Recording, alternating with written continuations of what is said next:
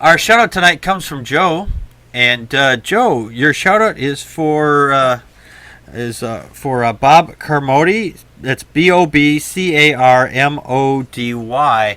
Joe, can you tell us a little bit about Bob Carmody?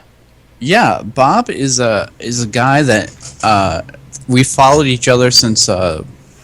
I say this a lot about people I shout out. Since I got into Twitter and the atheism community on Twitter, he and I followed each other for a while, and he's a really great guy. He's involved in the gay rights community and the atheist community. His profile says gay, atheist, evolutionist, humanist, geek, and skeptic. Converts prog rock, films, words, music, passive and active, fire sign theater, and he lives in Philadelphia. Oh. So he's an East Coast native, and I believe he's told me one time he used to live in the Hudson Valley where I live. So that's cool. Yeah, and he retweets a lot. He talks to a lot of the people who are in the atheist community on Twitter.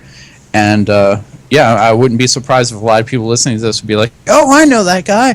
So, yeah, he's mad cool. And if you don't follow him, you should give him a follow. All right, definitely. Yeah, if you're out on Twitter, and if you're not on Twitter, why don't you give Barb Carmody a shout? And that's Bobcarmody, and tell him you heard him on the show.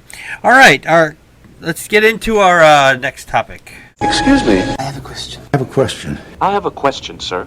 What are you doing? I'm asking you a question. Our question from last week is, if you were to travel to the future to rebuild human civilization and you could only take 3 books with you, what 3 books would you take?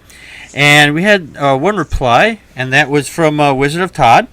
And he says, in all honesty, I think if I'm able to rebuild the world in the future, I would bring with me a generator to help me out.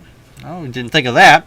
And then I would bring Google Books with me. However, if I couldn't, 3 books I would bring to the future would be The Republic by Plato. Nice. 2, The Hero with 1,000 Faces by Joseph Campbell. And 3, A Brief History of the Universe by Stephen Hawking. Wow. So those are some good books. Todd had some good choices. Yes, he does. Did you read my 3 choices last week? Yes, I did.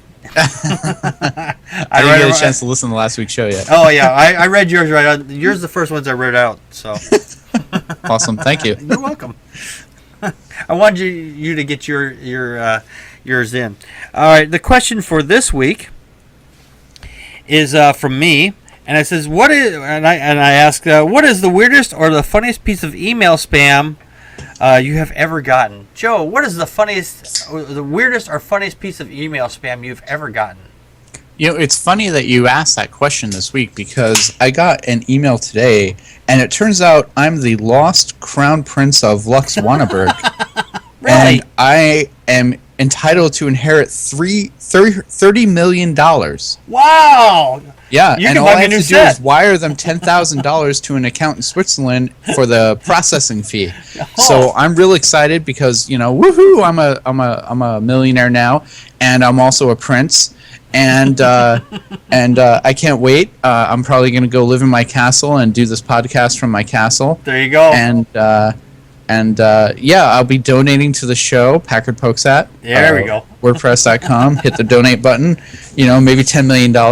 Yep. You can buy some illegal maple syrup with that. Gotta love that maple syrup, especially coming from Canada, You gotta love spam emails.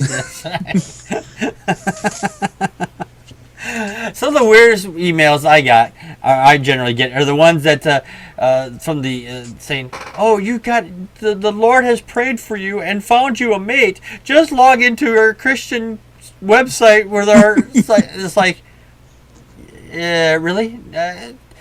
God found a mate for me on your website, even though I'm an atheist? How does that Find work? God's match for you on ChristianMingle.com. That's the Okay. one.